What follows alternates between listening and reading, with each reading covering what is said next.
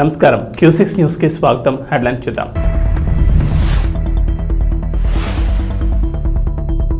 నన్ను ఆంధ్రప్రదేశ్ అసెంబ్లీలో స్పీకర్ గా చూడాలనుకుంటున్నారు ట్రిపుల్ ఆర్.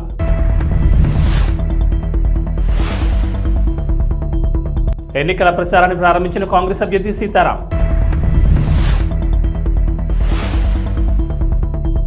పశ్చిమ గోదావరి జిల్లా భీమవరం కలెక్టరేట్లో మీడియా సెంటర్ ఏర్పాటు. పశ్చిమ గోదావరి జిల్లా భీమవరం టీడీపీ, బీజేపీ, జనసేన కూటమి నుంచి అభ్యర్థిగా పోటీ చేయడం తన ఆశయమని నరసాపురం ఎంపీ రఘురామకృష్ణరాజు అన్నారు. పెదమేరంలో ఈ సందర్భంగా మాట్లాడుతూ నేను ఎక్కడి నుంచి పోటీ చేస్తాననేది మరో 2 రోజుల్లో తేలుతుందన్నారు. నరసాపురం ఎంపీగా పోటీ చేసి ఢిల్లీ ఎంపీనా లేక లోకల్ ఎమ్మెల్యేగా అమరావతి ఎమ్మెల్యేనా చూడాలని, మరి పోటీ చేయడమైతే పక్కా అని, ఎంపీగా పోటీ చేయాలనేది నా ఆశ అని, అసెంబ్లీలో ఉండాలనేది ప్రజల కోరికని, చాలామంది నన్ను అసెంబ్లీలో స్పీకర్గా చూడాలనుకుంటున్నారని, ఏం జరుగుతుందో అలా జరుగుతుంది, ఆ భగవంతుని నిర్ణయమని ఆయన అన్నారు. ఢిల్లీయా అమరావతి అనేది మరి 2 రోజుల్లో తేలుతుందని నేను అనుకుంటున్నా. ఆల్రెడీ తేలిపోయిందని కొన్ని ఛానల్స్లో వచ్చింది. సో ఏదోటి నిజమవుతుంది. కేంద్రమా, నేను కోరుకున్న కేంద్రమా, ప్రజలు కోరుకుంటున్న రాష్ట్రమా? ఎందుకంటే మెజారిటీ పీపుల్ మీరు అసెంబ్లీకి రండి, మీరు స్పీకర్ స్థానంలో ఉండాలి, కొందరు అలా రకరకాలుగా ఏదో సోషల్ మీడియాలో వస్తుంది. ఏమో మరి నాకు నేను కోరుకునేది అనుకున్నామని జరగవు అన్నీ, అనుకోలేదని ఆగవు కొన్ని, జరిగేవన్నీ మంచికని అనుకోవటమే మనిషి పని. అది సో ఆత్రేయ గారి సినిమా పాటది. ఏ సినిమా? మురళీకృష్ణ. సో ఆ పాటను నేను బలంగా నమ్ముతాను. చూద్దాం మరి దేవుడు ఏం రాశాడో, ఈ నాయకులు ఏం రాయబోతున్నారో 1-2 రోజుల్లో తెలుస్తుంది. ఒకటి నిజం, మరి ఆ న్యూస్ని బట్టి చూసినా, ఏ రకంగా చూసినా పోటీలో అయితే ఉంటాను, ఉండాలి అన్నది డిసైడెడ్. పశ్చిమ గోదావరి జిల్లా పాలకోడేరు మండలం కోడవల్లిలో ఉండి నియోజకవర్గ స్వతంత్ర అభ్యర్థి కలవపూడి శివ ఇంటింటికి ప్రచారం చేశారు. ఆయన గతంలో చేసిన సేవా కార్యక్రమాలు గుర్తు చేస్తూ సేవ చేసుకునే అవకాశం కల్పించాలని అక్కడ ప్రజల్ని కోరారు. ఈ ప్రచారంలో మహిళలు పెద్ద ఎత్తున పూలు, గజమాలతో, మంగళహారతులతో అపూర్వ స్వాగతం పలికారు. కార్యక్రమంలో అభిమానులు, గ్రామస్తులు పాల్గొన్నారు.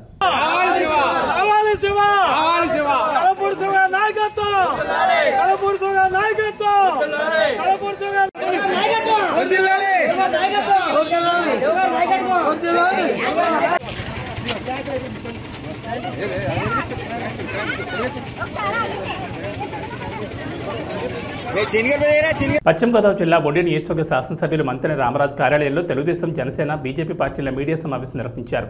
ఈ సందర్భంగా మాట్లాడుతూ నియోజకవర్గంలో కార్యకర్తలు, నాయకులు, ప్రజలు ఎవరు కూడా టీవీలో మరియు సోషల్ మీడియాలో వస్తున్న దుష్ప్రచారాలను, అపోహలను నమ్మొద్దని పిలుపునిచ్చారు. తెలుగుదేశం పార్టీ జాతీయ అధ్యక్షులు నారా చంద్రబాబు నాయుడు మొదటి లిస్టులోని బొండి నియోజకవర్గ శాసనసభ అభ్యర్థిగా మంతెన రామరాజును ప్రకటించడం జరిగిందని 3 పార్టీల ఇన్ఛార్జీలు తెలిపారు. నియోజకవర్గంలో ఉన్న పార్టీ కార్యకర్తలు, నాయకులు, నియోజకవర్గ ప్రజలు అత్యధిక మెజార్టీతో గెలిపించాలని మీడియా ద్వారా తెలిపారు. ఈ సమావేశంలో నాయకులు పాల్గొన్నారు.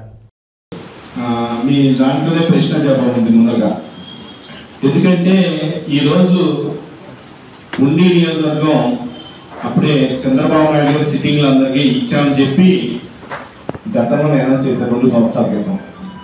తర్వాత అచ్చెన్నాయుడు గారు అనౌన్స్ చేశారు. తర్వాత ఫైనల్గా ఫస్ట్ లిస్ట్ తోటి, సెకండ్ లిస్ట్ తోటి, థర్డ్ లిస్ట్ తోటి ఉమ్మడి కార్యాచరణలో భాగంగా సీట్లు అనౌన్స్ చేశారు. దాంట్లో క్లియర్గా ఉండి నియోజకవర్గం మళ్ళీ స్థానికంగా ఉన్నటువంటి శాసనసభ్యుడికే పోటీ చేయడానికి అవకాశం ఇచ్చారని చెప్పి గవర్నమెంట్ నారా చంద్రబాబు నాయుడు గారు చెప్పడం జరిగింది. దీంట్లో ఎక్కడా మార్పు లేదు. కార్యకర్తలు ఎక్కడ కూడా ఆదాయపడడం అవసరం లేదు. నాకు కూడా కాల్స్ వస్తున్నాయి, 20 వచ్చినాయి. మీరు ఎక్కడున్నారు సార్ అంటున్నారు, దేవాల ఆఫీస్లో ఉందని చెప్తున్నాను. ఏదో ఊహించుకుంటూ అనేది కరెక్ట్ కాదు. నాయకుడు ఏదైతే మాట మీద ఎవరికి తీసుకొచ్చి ఈరోజు అనౌన్స్ చేయడం జరిగింది, దాని గురించి వేరే ఆలోచన ఏ కార్యకర్తకి అవసరం లేదు. అందరూ ధైర్యంగా పనిచేయండి. ధైర్యంగా రాబోయే రోజుల్లో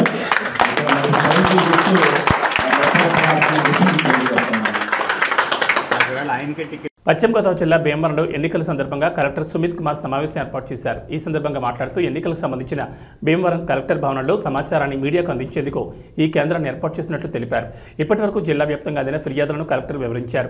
ఎన్నికలకు సంబంధించి ఎటువంటి ఫిర్యాదు వచ్చినా దానిపై విచారణ చేయించి చర్యలు తీసుకోవడం జరుగుతుందని స్పష్టం చేశారు.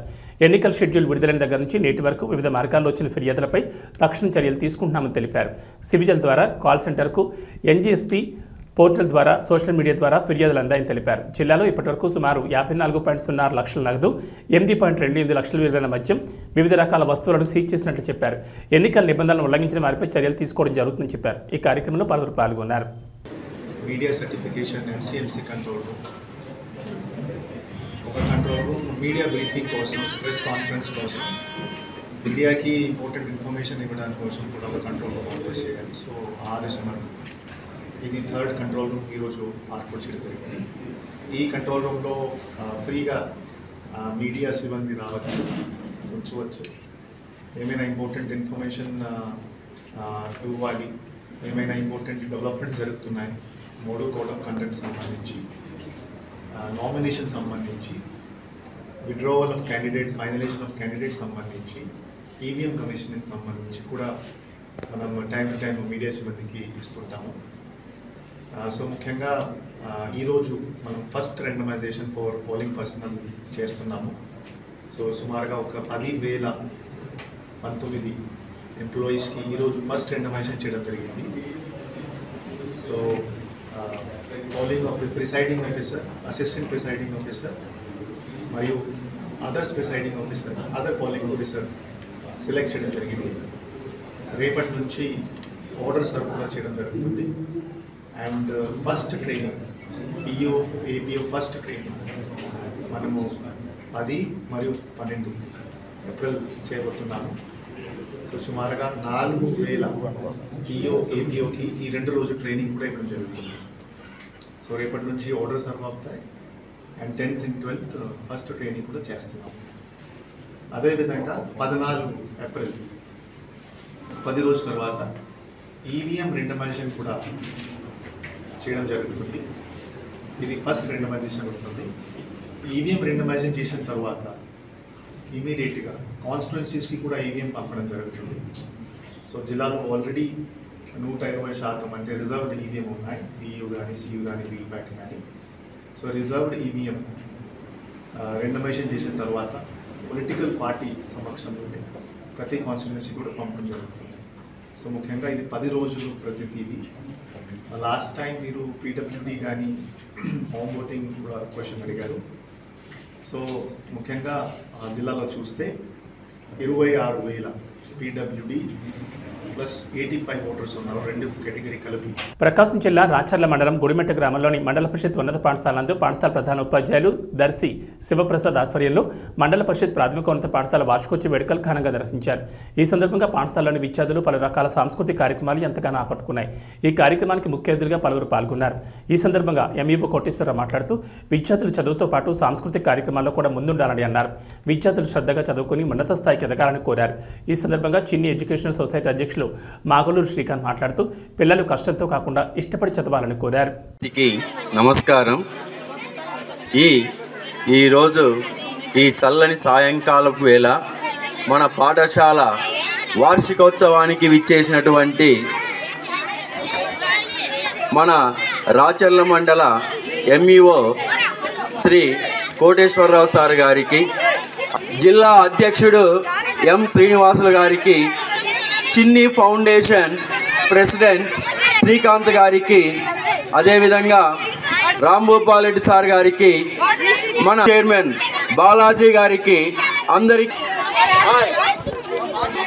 ఈ సంవత్సరం జూన్ 12 రావడం జరిగింది, పిలించడం జరిగింది. వారి స్థాయి కొద్దిగా వాళ్ళకు రోజు ఒక సాయంత్రం ఒక రాసులు తీసుకుంటూ కొద్దిగా చదువులో వెనుకబడిన వాళ్లకు ప్రత్యేక శ్రద్ధ తీసుకుంటూ మా వంతు కృషి చేస్తూ ఉన్నాము. నైతిక విలువలు, సమాజం గురించి, పెద్దల పట్ల ఎలా ఉండాలి, ఎలా మెలగాలి, ప్రస్తుతం ఉన్న పరిస్థితులతో మనం ఎలా అప్డేట్ కావాలి మొదలగు విషయాలను కూడా బోధిస్తూ ఉన్నాము. ప్రతి విద్యార్థి క్రమశిక్షణతో తల్లిదండ్రుల కష్టాన్ని ఇష్టంగా చదివినట్లయితే అత్యధిక మార్కులు సాధించడానికి అవకాశం ఉంటుంది. ఏదైతే లక్ష్యం ఉంటుందో ఆ లక్ష్యాన్ని సాధించడానికి కూడా అవకాశం ఉంటుంది. ఒకసారి గమనించండి, విద్యార్థులు అయితే మీరు పుట్టినప్పుడు తల్లిదండ్రులు సంతోషపడి ఉంటారు. రెండోసారి ఎప్పుడు సంతోషపడతారంటే మీరు పెరిగి ఎప్పుడైతే 10th క్లాస్లో మంచి మార్కులు వస్తాయో అప్పుడు సంతోషపడతారు. ఏమని చెప్పి సంతోషపడతారంటే నా కూతురు కానీ నా కొడుకు కానీ రాచర్ల మండలంలో టాప్ వచ్చిందని చెప్పి సంతోషపడతారు. ఒక్కసారి మీ తల్లిదండ్రుల కష్టాన్ని ఇష్టంగా చదివి మీ పాఠశాలకు అదేవిధంగా మీ గ్రామం ప్రజలకు మంచి ఉన్నత స్థాయిలో ఒక విద్యార్థిని తీర్చిదిద్దే ఉపాధ్యాయుడు ఎవరంటే ఉపాధ్యాయుడు.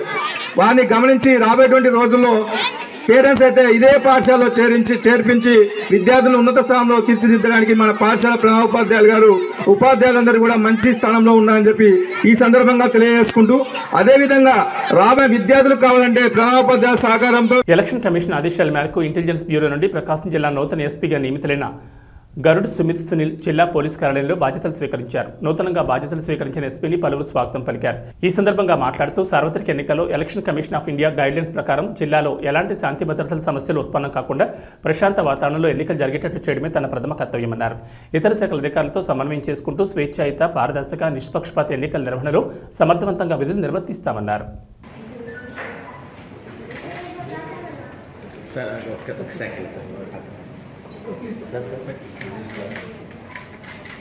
కాకినాడ జిల్లా తొలి పట్టణ జాతీయ రహదారి ఆర్టీసీ కాంప్లెక్స్ ప్రాంతంలో 7 వారాల శ్రీ కళ్యాణ వెంకటేశ్వర స్వామి దివ్యక్షేత్రంలో స్వామివారి కళ్యాణ మహోత్సవాలు ఘనంగా ప్రారంభమయ్యాయి. ఉదయం స్వామివారి పందిర్రాట మహోత్సవం ఘనంగా జరిగింది. అర్చకుల సూచనలతో ముత్తైదువులు శుభముహూర్తానికి పందిర్రాట వేశారు. అనంతరం స్వామివారి ఊరేగింపు కార్యక్రమం ఘనంగా నిర్వహించారు. బెలంకొత్తూరు నుంచి వచ్చిన చెట్టు భజన బృందం, పాయికరావుపేట నుంచి వచ్చిన కోలాట మహిళా భక్తులు స్వామివారి సేవలో కొనియాడారు.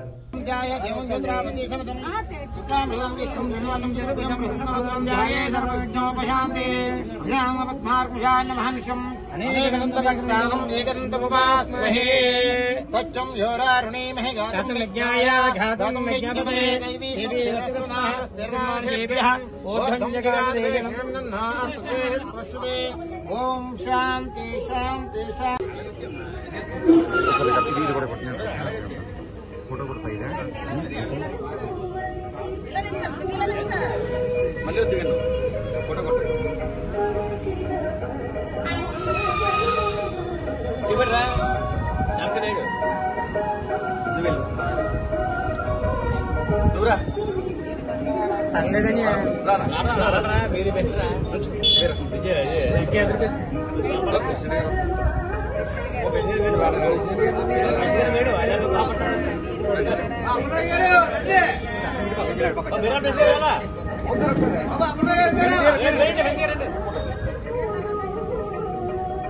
అదే వచ్చేతరే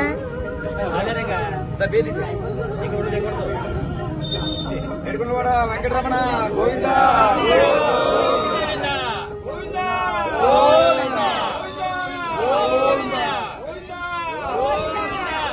ఆపినా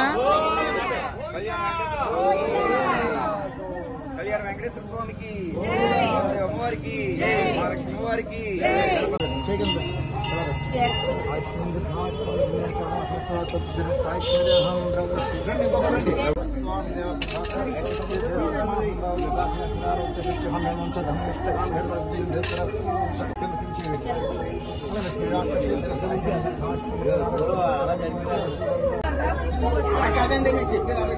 అన్నమయ్య జిల్లా రైల్వే కోడూరులో ఆత్మీయ సమావేశం జరిగింది. ఈ కార్యక్రమంలో టీడీపీ, జనసేన, బీజేపీ బలపరిచిన జనసేన ఎమ్మెల్యే అభ్యర్థి అరవ శ్రీధర్ని గెలిపించుకుంటామని అన్నారు.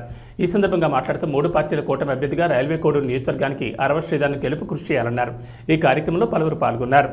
ఎంతో శుభదినం, ఎందుకంటే కూటమి ఆత్మీయ సమావేశం మీటింగ్ పెట్టుకోవాలని నిర్ణయించుకొని ఈరోజు పెట్టడం జరిగింది. ఈ సందర్భంలో పవన్ కళ్యాణ్ గారు అరవ శ్రీధర్కి టికెట్ ఇవ్వడం ఎంతో సంతోషకరంగా ఉంది. ఖచ్చితంగా ఈ కూటమి అరవ శ్రీధర్ ఎమ్మెల్యేగా 20-25 వేల మెజార్టీతో కంపల్సరీ గెలిపిస్తారని, అందరి సహకారంతో, కోడూరు నియోజకవర్గ ప్రజల ఆశీర్వాదంతో జనసేన, బీజేపీ, తెలుగుదేశం కలిసి కట్టుగా పనిచేసి ఖచ్చితంగా అరవ శ్రీధర్ని గెలిపిస్తామని కోరుకుంటున్నాను. నా పేరు అరవ శ్రీధర్. ఈరోజు నన్ను గౌరవ శ్రీ జనసేన పార్టీ అధ్యక్షులు పవన్ కళ్యాణ్ గారు నా మీద ఎంతో నమ్మకంతో రైల్వే కోడరు అభ్యర్థిగా నియమించినందుకు వారికి నేను పాదాభివందనం చేస్తున్నాను. అదేవిధంగా ఇంతటి కృషికి కారణమైన మన రూపాణి సార్ గారికి పాదాభివందనం. ముప్పవరపల్లి సర్పంచ్గా నేను ప్రజలకి అందరికీ సాయం చేసి అందరికి పని చేసి పెట్టాను. అదేవిధంగా రైల్వే కోడరు ప్రజలకి ఎల్లవెల్ల తోడుంటూ ఏ పని అడిగినా కాదనకుండా చేసి పెడతానని ఈ సందర్భంగా నేను మనవి చేసుకున్నాను. గౌరవ శ్రీ ముక్కా రూపాణి సార్కు ఎంతో అహర్ష కృషి చేసి సారు ఈ టికెట్ రావడానికి కారణం అయింది. అదేవిధంగా రైల్వే కోడరు ప్రజలు కూడా చాలా సపోర్ట్ చేశారు. వాళ్ళందరికీ నేను ధన్యవాదాలు చెప్పుకుంటున్నాను. అభివృద్ధి సంక్షేమ లక్ష్యంగా ముఖ్యమంత్రి జగన్మోహన్ రెడ్డి పనిచేశారని రాష్ట్ర ప్రభుత్వ విప్ ఎమ్మెల్యే గ్రంథి శ్రీనివాస్ అన్నారు. భీమవరం మండలం తాడేరు గ్రామంలో పార్టీ నాయకుల కార్యకర్తల సమావేశంలో ఆయన పాల్గొని మాట్లాడారు. 5 ఏళ్ల పరిపాలనలో ముఖ్యమంత్రి జగన్మోహన్ రెడ్డి అభివృద్ధిని సంక్షేమాన్ని 2 కాళ్లతో అమలు చేశారని అన్నారు. కరోనా సమయంలో కూడా 2019 ఎన్నికల్లో ఇచ్చిన హామీలను అమలు చేసి ప్రజలకు అండగా ఉన్నారని తెలిపారు. భీమవరం నియోజకవర్గంలో 2004 నుండి 2009 వరకు 2019 నుండి నేటి వరకు తాను చేసిన అభివృద్ధి ల్యాండ్మార్క్ రూపంలో ప్రజలకు కనిపిస్తుందని అన్నారు. నిత్యం ప్రజలకు అందుబాటులో ఉంటూ ప్రజా సమస్యలను పరిష్కరిస్తూ మరోపక్క నియోజకవర్గంలో అభివృద్ధికి పెద్దపీట వేయడం జరిగిందన్నారు. తలెత్తుకుని తిరగాలి. మన తెలుగు వాళ్ళు ప్రపంచం అంతా కూడా గర్వంగా ఉన్నతమైన స్థానాల్లో ఉండాలి. దానికి వాళ్ళకి మనం ఇచ్చే ఆస్తి ఏంటంటే విద్య. కాబట్టి ప్రభుత్వ పాఠశాలలన్నింటినీ కూడా ప్రైవేట్ కాన్వెంట్లకు ధీటుగా తీర్చిదిద్దాలి. ఇంగ్లీష్ మీడియంని ప్రవేశపెట్టాలని చెప్పి ఇంగ్లీష్ మీడియంని ప్రవేశపెట్టడం కాకుండా నాడు నేడులో స్కూళ్ళు అన్నీ కూడా అభివృద్ధి చేసి, గతంలో ఎవరన్నా మన పిల్లలు స్కూల్కి పంపించాలంటే ఆ స్లాబ్ పెంచి కొడతాను లేకపోతే ఇంకో గోడ పడిపోతాయనో. జగనన్న గోరుముద్దని పెడితే 5 రోజులు రొటీన్గా ఒకటే పెడితే వాళ్ళు ముఖం మొత్తి తినరు. వాళ్ళు తినకపోతే కనుక బలహీనంగా అయిపోతారు. చిక్కీ పెడితే కనుక చాలా బలంగా ఉంటారు. చిక్కీ లాంటిది పెట్టమని పిల్లలకి. అదే అలాగా పిల్లల ఆరోగ్యం కోసం, వాళ్ళు బాగా చదవడం కోసం.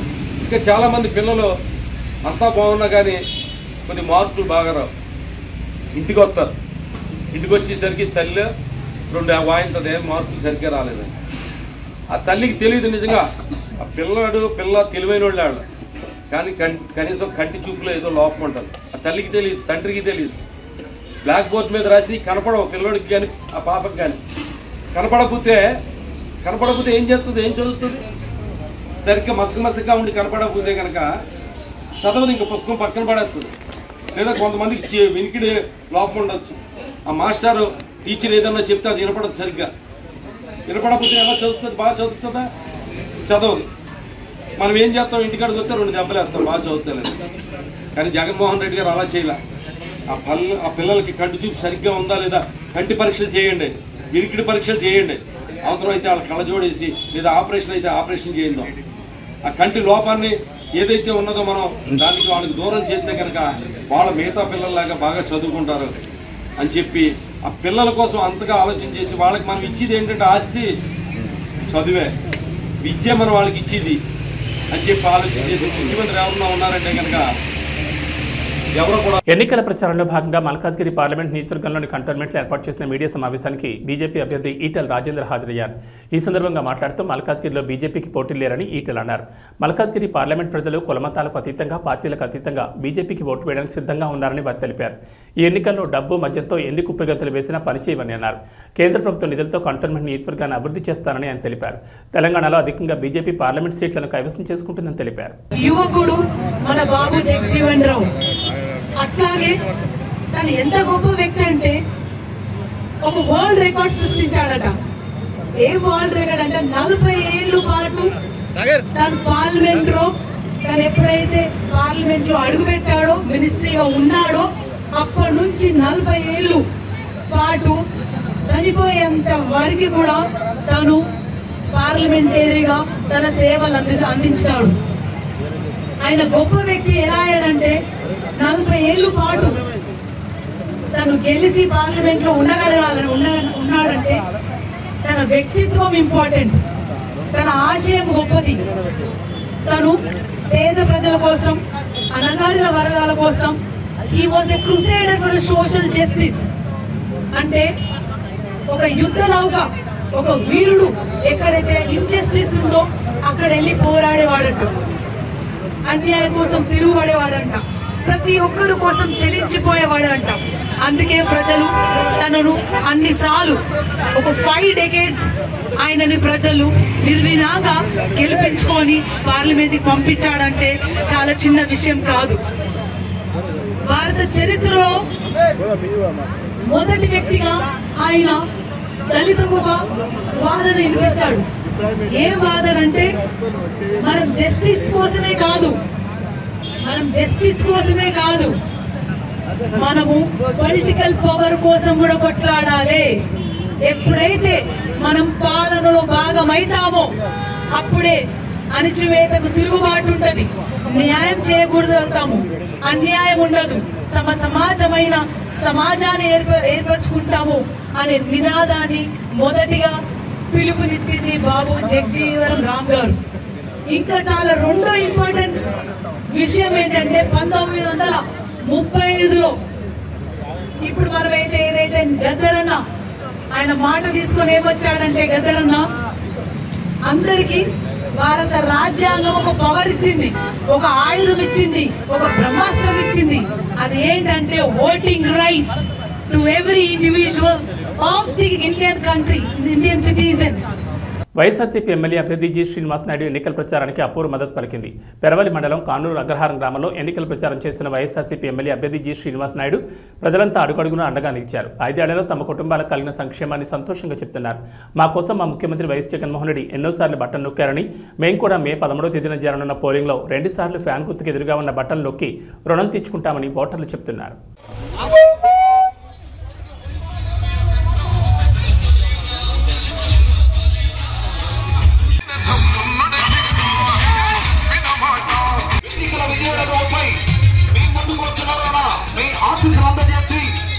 ఎన్నికల్లో 2 ఓట్లు కూడా ఫ్యాన్ గుర్తుకేసి అఖండ మెజార్టీతో గెలిపించవలసిందిగా కోరి ప్రార్థిస్తున్నాం.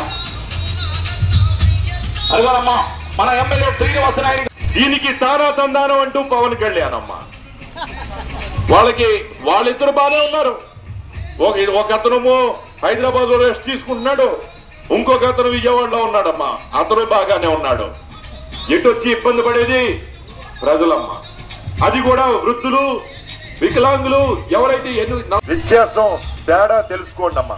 జగన్ గారు ఎంతసేపు కూడా ప్రజల గురించి ఆలోచించడం అమ్మా, ప్రజల గురించి ఆలోచిస్తూ ప్రజలకి సేవ చేయాలి, ప్రజలకి పథకాలు అందించాలి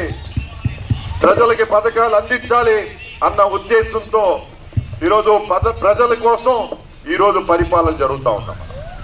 ఇవన్నీ ఎందుకు చెప్తున్నానంటే పొరపాటు జరగకూడదు. లోకేష్ మాట్లాడుతూ చంద్రబాబు నాయుడు అబ్బాయి అమ్మ చెప్తున్నాడు, మేము కావలసిన వాళ్ళకే, మాకు ఇష్టం వచ్చిన వాళ్ళకే పెన్షన్ ఇస్తాం, మాకు ఇష్టం వచ్చిన వాళ్ళకే బియ్యం కార్డు ఇస్తాం అంటున్నాడమ్మా. ఇదేదో నేను పుట్టించి నేను చెప్పట్లేదమ్మా. ప్రతి సెల్ ఫోన్ లో మీరు ఇంటర్నెట్ లోకి వెళ్ళి యూట్యూబ్ లో చూసుకోండి, అతను ఏం మాట్లాడుతున్నాడో మీరే వింటారు. అంటే మళ్ళీ గతంలో ఉన్న ఏదైతే మళ్ళీ జన్మభూమి కమిటీ పరిపాలన తీసుకొచ్చి ప్రజలకు ఏదైనా కావాలంటే మళ్ళీ అయ్యా మాకు ఇది కావాలి అని మళ్ళీ తెలుగుదేశం నాయకుల దగ్గరికి వెళ్ళి చేతులు కట్టుకుంటే నుంచుండేటట్టు మళ్ళీ వ్యవస్థ తీసుకొస్తామని చెప్తా ఉన్నారు. ఈరోజు జగన్ గారు మతం చూడొద్దు, కులం చూడొద్దు, ఆఖరికి పార్టీ చూడొద్దు, మనకి ఓటేశారో లేదో చూడొద్దు, ప్రతి ఒక్కరికి ఎవరైతే అర్హులో వారందరికీ కూడా మీరు అన్ని పథకాలు అందించమని చక్కటి వ్యవస్థ పెట్టారమ్మా. ఈ రోజు ఇంటికి తీసుకెళ్లి పెన్షన్ ఇవ్వండి, ఇంటికి తీసుకెళ్లి రేషన్ ఇవ్వండి అని చెప్పడం జరిగింది. మన బోనకల్ మండలంలో ఉన్న శాంతి నిలయంలో సిస్టర్ ఆల్ఫ్రీ దివ్యాంగుల పిల్లలకు ఉచిత సేవ చేస్తూ ఎంతోమంది అభాగ్యుల కళ్ళలో ఆనందాన్ని నింపుతూ ప్రభుత్వం చేత ఆమోదించబడిన శాంతి నిలయం ఎంతోమందికి అభాగ్యులకు భోజనం కల్పిస్తూ దివ్యాంగుల చిన్నారులకు వాళ్ళ ఆశలు నెరవేరుస్తున్నందుకు చాలా సంతోషంగా ఉందని అన్నారు. సర్టిఫికెట్స్ వాళ్ళకి ఫైల్ సబ్మిట్ చేయడం జరిగింది. కానీ అయితే ఇప్పుడున్న స్టూడెంట్స్ అంటే 1 year నుంచి 15 years బిలో ఉన్నారు, వీళ్ళకి స్టడీ అనేది ఉందా?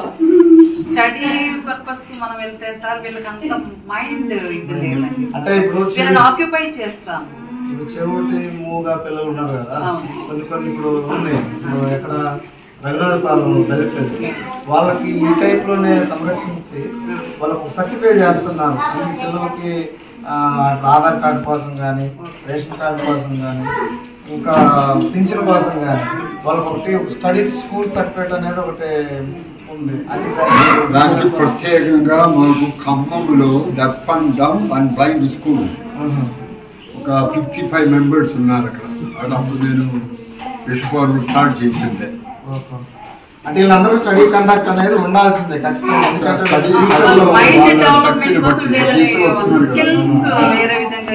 Special teacher appointed.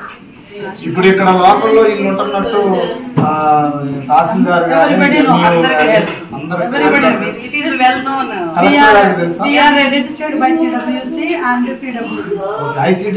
ICDS comes here every twice in a month for education.